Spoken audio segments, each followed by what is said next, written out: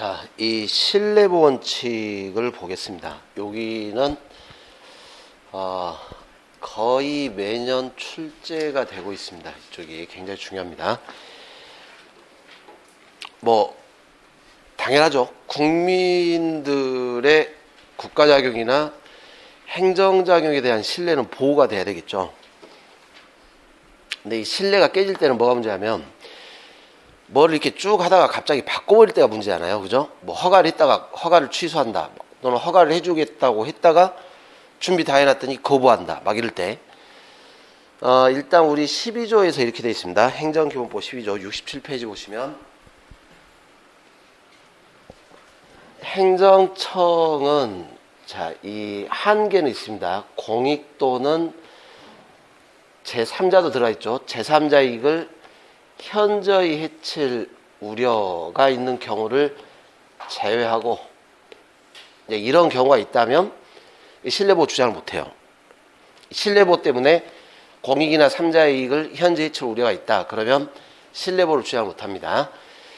여기가 아니라면 행정에 대한 국민의 정당하고 합리적 신뢰를 보호를 해야 됩니다. 그냥 신뢰를 보호하는 게 아니라 정당하고 합리적 이 신뢰를 보호를 해줘야 돼요. 그러니까 이 신뢰가 보호할 가치가 있어야 됩니다. 이 항은 실권의 법인데 이건 좀 다음 시간에 보시고, 이게 신뢰보 원칙입니다. 신뢰보 원칙. 그래서 신뢰보 원칙이 적용이 되려면 이 요건을 갖춰야 돼요. 당연히 뭔가 신뢰의 대상되는 선행 조치가 있어야 되겠죠. 이걸 신뢰를 한 거죠. 요 선행 조치를 신뢰를 해서 신뢰에 따라 개인도 이렇게 뭔가 조치를 취해야 돼요. 허가를 해 주니까 이걸 신뢰를 해서 자본을 투자한 다음에 영업을 시작을 했다. 이렇게. 그런데 여기가 문제죠. 이렇게까지 갔는데 이 신뢰했던 선행 조치에 반하는 후행 조치가 있었다라는 것입니다. 이것 때문에 이제 신뢰가 깨지겠죠. 이로 인해서 상대방의 권리가 침해되면, 그리고 인과관계가 있어야 됩니다. 이것 때문에, 후행 조치 때문에 신뢰가 깨졌다. 이렇게 할 때 신뢰보호를 주장을 해요. 그래서 신뢰보호 요건을 갖췄는데, 만약 이제 예를 들어서 허가를 취소했다.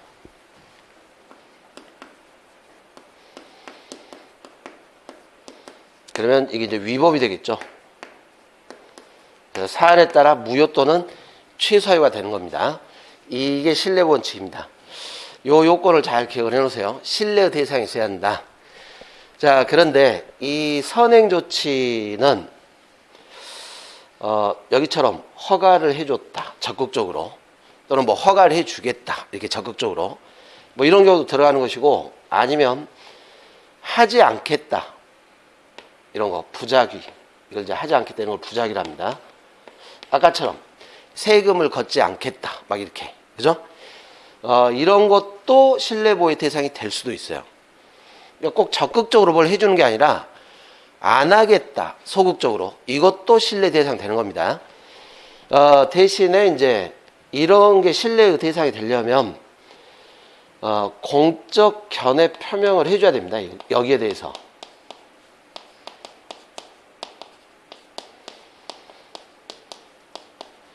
이게 있어야 돼요. 공적으로 견해 표명을 해라, 이렇게.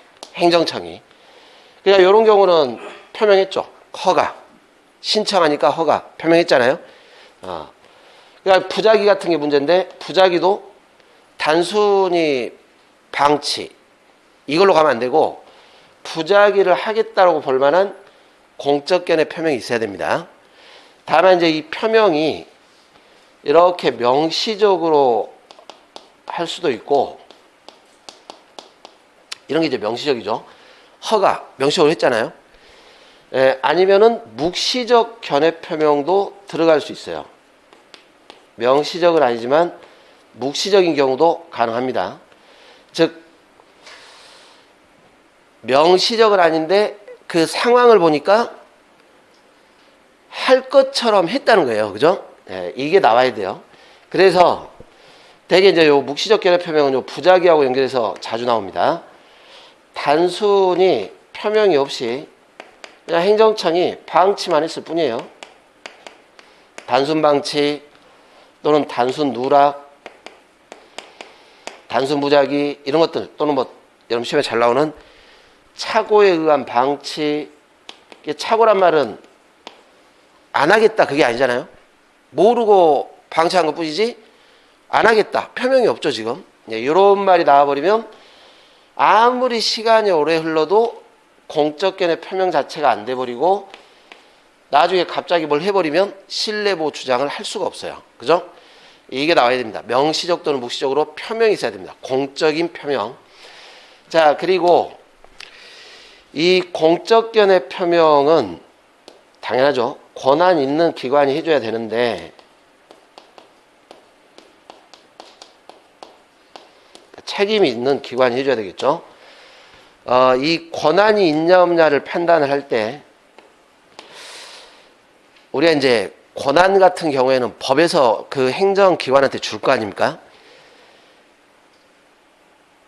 그런 형식적으로 또는 조직법상의 권한 이걸로만 판단하지는 마시오 이렇게 하는 겁니다. 이걸로 판단하지 말고 결국은 국민의 신뢰보니까 형식적으로는 권한이 없더라도 권한이 있는 걸로 신뢰할 수 있다. 실질적으로 신뢰할 가능성이 있다면 그러면 권한 있는 기관으로 봐버리겠다. 이렇게 가버립니다. 실질적 신뢰 가능성. 왜냐하면 우리 국민이 그렇지 않습니까? 이게 조직 체계를 정확히 알 리도 없는 것이고 완벽하게 저 기관한테 권한이 있는지 아닌지도 잘 모를 것이고 그죠? 실질적으로 봅니다. 실질적으로 이런 이제 판례들을 이제 물어볼 거예요. 이런 기준들. 자, 또 하나 이 공적견해 표명이 위법했어요.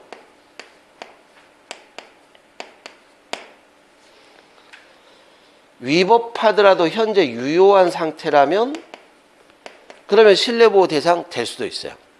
이게 여러분들 아까 앞에 봤던 평등의 원칙하고 자기구속 원칙하고 차이점이에요. 아까 이 평등의 원칙이나 자기구속 원칙은 관행 자체가 위법하면 안 된다 그랬죠. 근데 신뢰보호는 될 수도 있어요. 왜냐하면 자 허가가 위법했습니다. 근데 이 사람 잘못이 없어요. 행정청이 잘못했지 신청자가 잘못한 건 아니에요.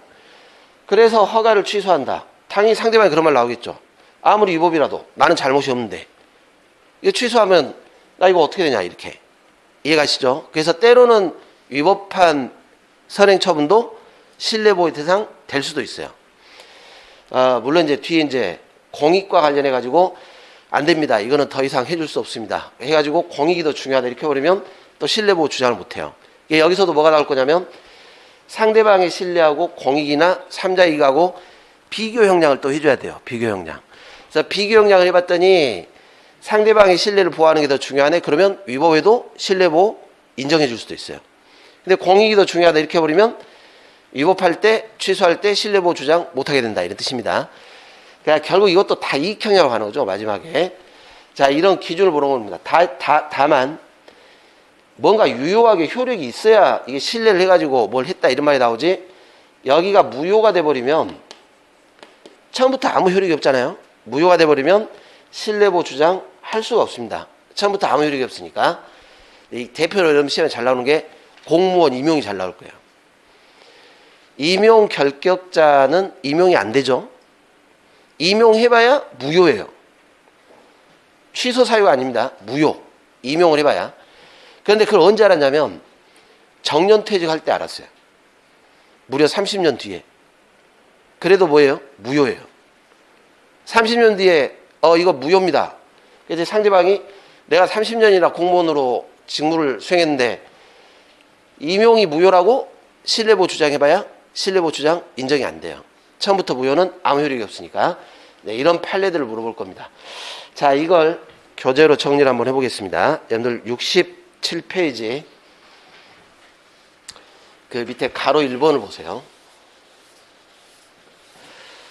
여기가 자주 나옵니다. 이 공적견해 표명의 판단 기준 같은 거. 일단 신뢰보호에 대상되는 선행조치가 있어야 되는데 공적견해 표명이 있어야 됩니다. 대상 자체는 모든 행정작용, 모든 국가작용이 대상은 될 수 있어요. 대상. 나머지 요건을 갖췄냐가 문제지 다 신뢰보호의 대상이 됩니다.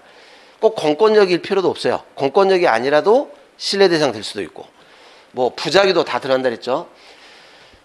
개인의 신뢰보호에 대상되는 행정기관의 선행조치는 꼭 행정이 아니라도 법령도 들어갈 수 있고 규칙도 들어갈 수 있고 처분도 들어갈 수 있고 합의한 것도 들어갈 수 있고 확약 뭐 고민할 필요 없어요. 이거 외우는 거 아닙니다. 일단 모든 행정작용은 다 대상은 돼요. 나머지는 나머지 요건을 갖췄냐를 보는 겁니다.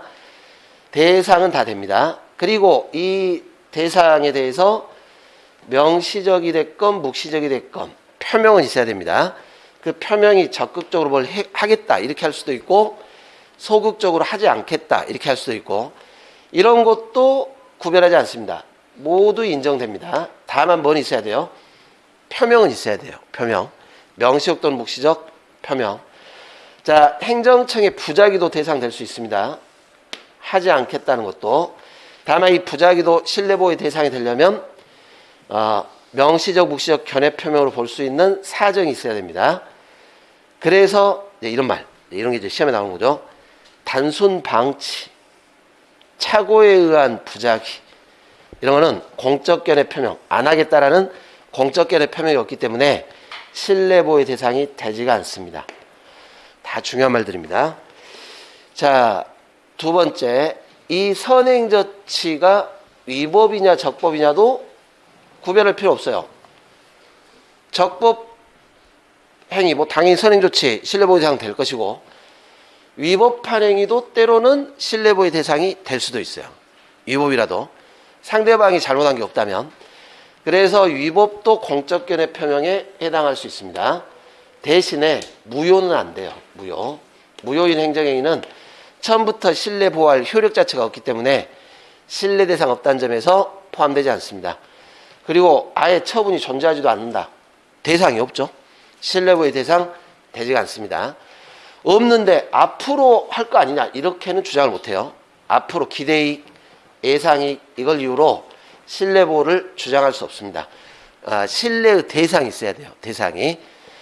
자, 그래서 이 무효와 관련해서 요 공무원 임용 결격 사유가 있는 자 임용을 하면 이게 무효죠. 결격 사유 있는 걸 국가가 임용할 때 몰랐어요.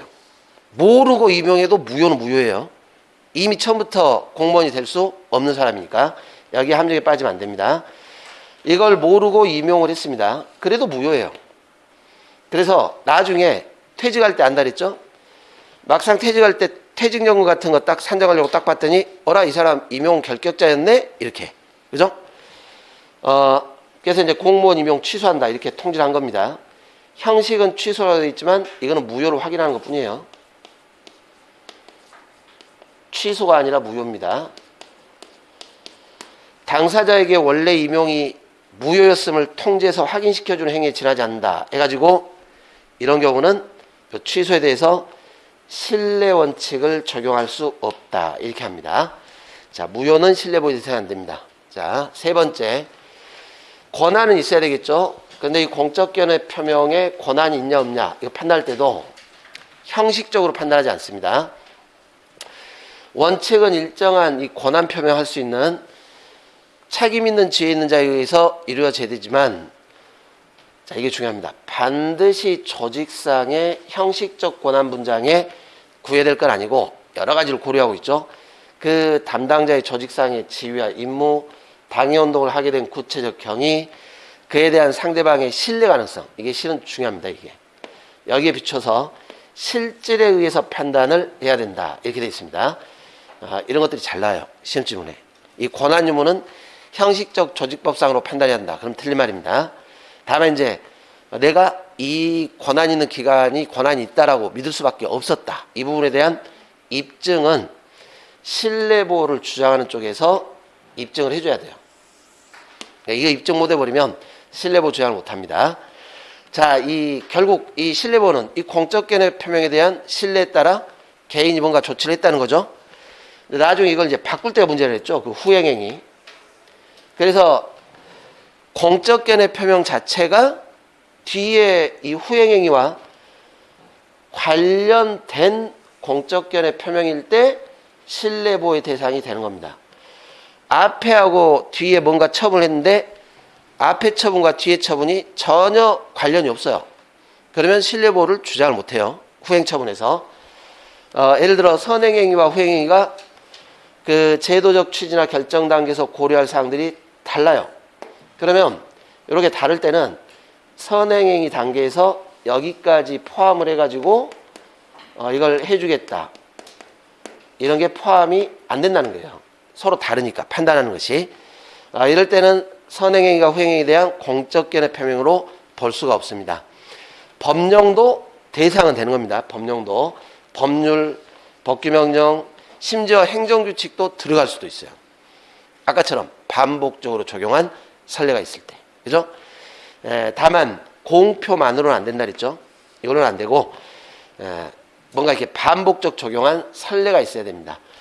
자, 이 요건들을 잘 기억을 해 놓으시기 바랍니다. 자, 여기 보호같이 여기 들어가기 전에 몇 개 판례를 조금 보고 가겠습니다. 근데 어디 보시면은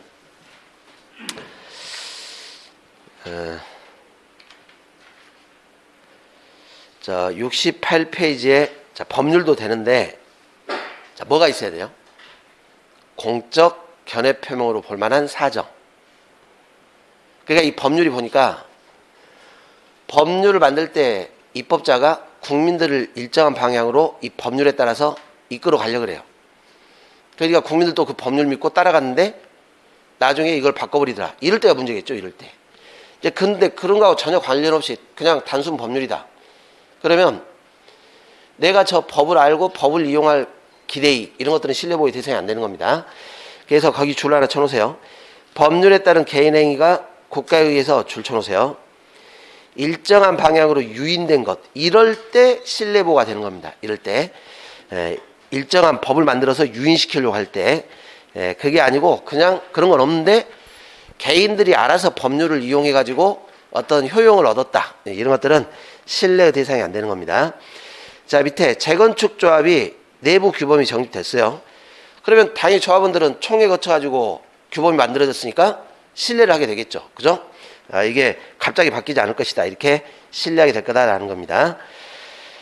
자, 몇 가지 판례를 좀 보겠습니다. 거기 저 69페이지에 공적 견해 표명으로 부정된 사례인데 그 자주 나오는 게 세 번째 판례 보세요. 문화관광부 장관이 단체장한테 회신을 했습니다. 그러니까 장관은 지금 누구한테 했어요? 단체장한테. 민원인한테 회신을 준 건 없죠? 단체장한테 했죠, 장관이. 민원인한테는 하지 않았어요. 그런데 이 민원인 사인이 나중에 장관 찾아가지고 아니 회신을 그렇게 하신 거 아닙니까? 이렇게 해요. 그럼 장관 어떻게 할까요? 누구세요? 이렇게 한다 그랬죠? 누구세요? 난 당신한테 회신한 적이 없는데. 그러니까 공적 견해 표명을 신뢰 보호를 주장하는 사람한테 해야지 장관은 단체장한테 했을 뿐이에요. 그죠? 직접 공적 견해 표명한 게 없죠. 민원인에게. 자, 그리고 그 밑에 총무과 민원팀장. 누가 봐도 권한이 없는 사람입니다. 처분에 대해서. 그런데 상담을 받으면서 안내만 해줬어요. 안내. 자, 뭐가 없습니까? 뒤에 있을 후행조치와 관련해서 정식적으로 뭘 해주겠다. 이게 없죠. 그냥 상담만 받아준 것 뿐이에요. 상담만. 이거 믿었다 해서 뒤에 처분까지 해주겠다는 게 포함이 안 되기 때문에 이거는 안내 줄 쳐놓으시고 상담에 대한 안내 이걸 줄 쳐놓으시고 공적 견해 표명이 안 됩니다. 자, 그리고 면세사업자 등록증 요거는 나올 것 같아요. 별표 쳐놓으세요. 여러분들 저 사인의 공포행에서도 이거 자주 나온 날이 있었는데 이 영업 허가를 받아가지고 여기 행정청이 따로 있겠죠. 영업을 시작을 했습니다. 그럼 영업을 시작할 때 세금 관련 문제가 생기니까 관할 세무서에다가 나 영업 시작했다라고 영업 개시 신고를 해야 됩니다. 그래야 세무서에서 과세 대상자가 자료를 확보할 수 있을 거 아니에요. 그죠? 근데 문제는 요 신고가 형식이 뭐냐면 요게 사업자 등록 신청하는 거예요. 신고가.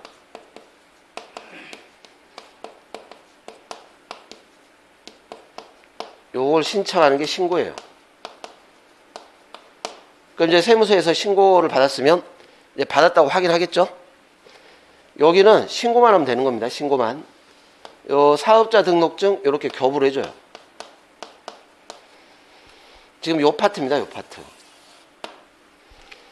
사업자 등록증을 교부받아야 영업을 할 수 있어요. 이거 안 해도 영업을 할 수 있어요? 이건 늦게 봐도 돼요. 신고했다는 것만 있으면 되는 거니까. 그죠? 그러면 잘 보세요. 요 사업자 등록증 교부는 결국 뭐냐면 그냥 신고받았다는 거예요. 신고받았다. 이해가시죠? 신고받았다. 그런데 이 사업이 뭐냐면 부가가치세 면세 사업이었다라는 겁니다.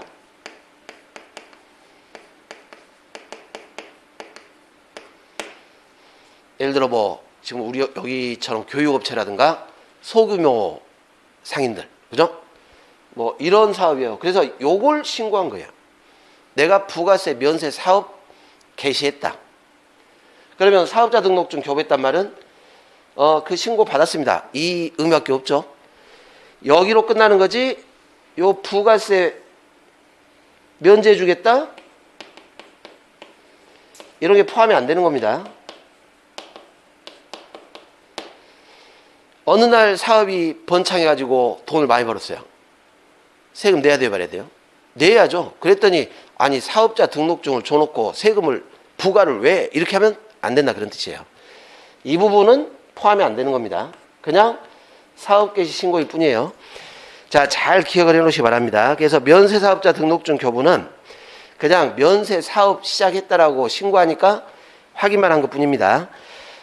거기 보시면 비과세 관행에 대한 공적 견해 표명으로 볼 수 없다. 비과세 하겠다는 말이 포함이 안 된 거죠. 자, 두 번째, 선행행위와 후행행위가 서로 관련이 돼 있어야 됩니다. 여러분들 저 공적 견해 표명 인정 사례 68페이지에 두 번째 판을 보시면 폐기물 처리 사업 계획서 적정 통보를 했습니다. 그럼 이제 무슨 말이에요? 이게 적정하다고 통보를 했단 말은 그럼 내가 요 계획대로 시설 구비해서 사업어가 신청하면 해주겠다 그런 말 아닙니까? 폐기물 처리업 허가에 대한 공적 견해 표명 인정이 되는데 근데 이제 이 사람이 폐기물 처리업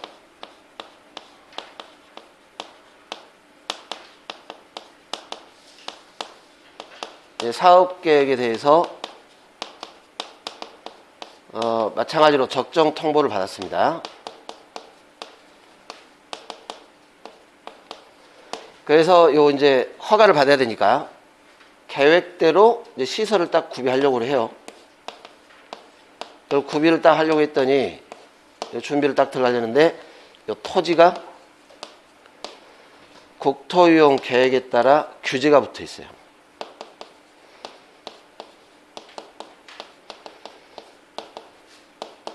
이 시설이 들어설 수 없는 규제가 된 이런 토지입니다.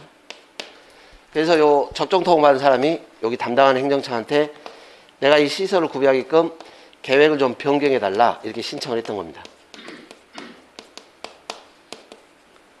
그런데 이걸 거부했어요. 이 사람이 이거 거부당하면 시설 구비 못 하겠죠? 폐기물 처리 허가 못 받죠? 그래서 신뢰 깨졌다 이렇게 주장을 해요.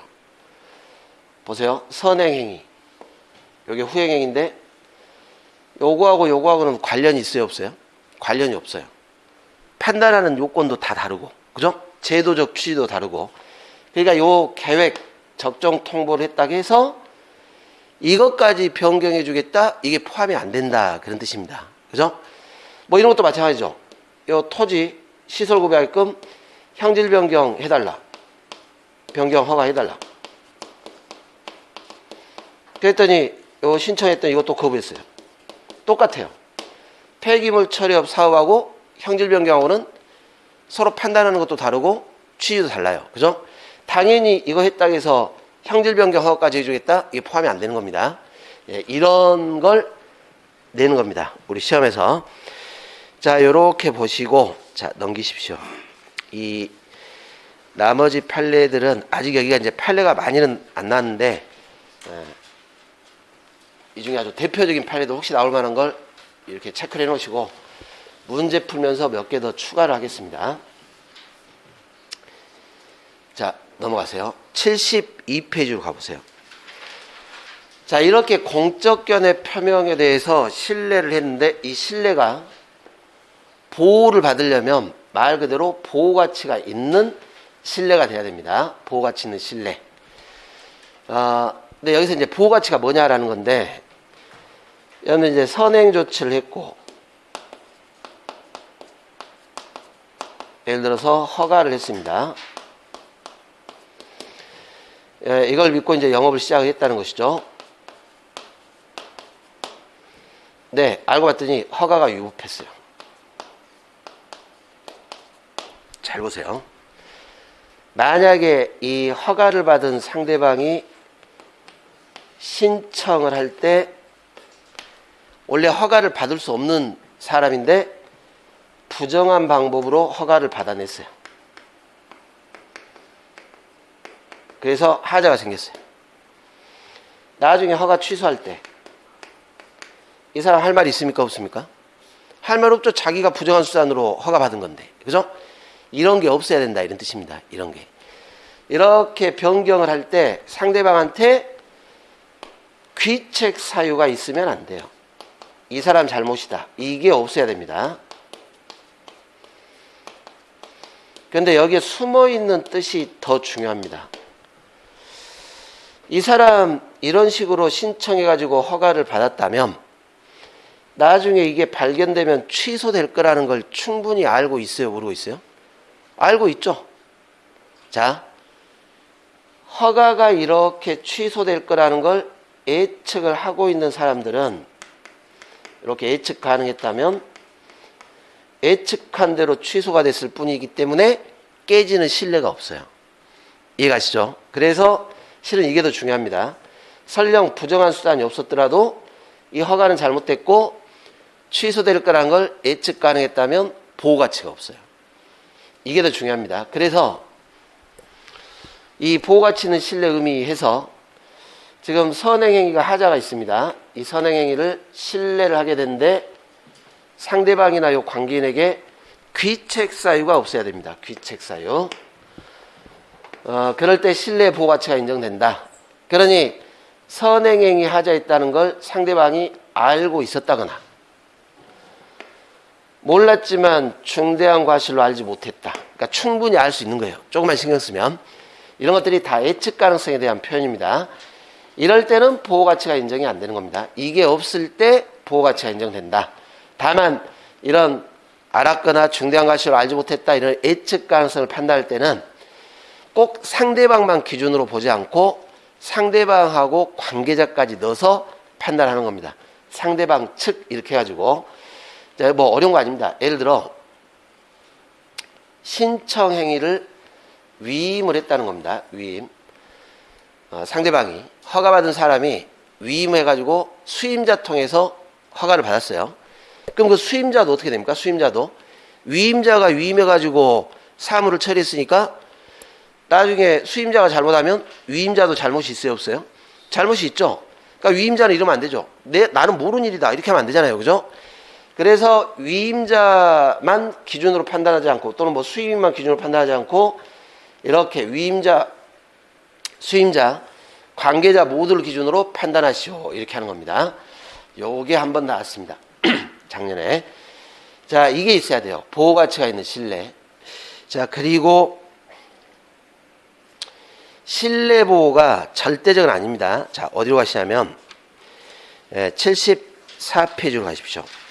우리 행정기본법도 어떻게 해놨습니까? 행정기본법도 한계가 하나 딱 기본법에 설정돼 있었죠.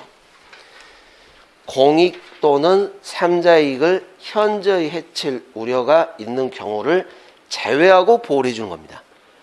그래서 신뢰보호 요건을 갖췄지만 오히려 이 사람의 신뢰를 보호하는 것이 공익이나 삼자의 정당한 이익을 현재 해치게 된다? 그러면 안 돼요. 그래서 신뢰보호의 이게 한계입니다. 한계. 이런 게 없어야 된다. 이렇게.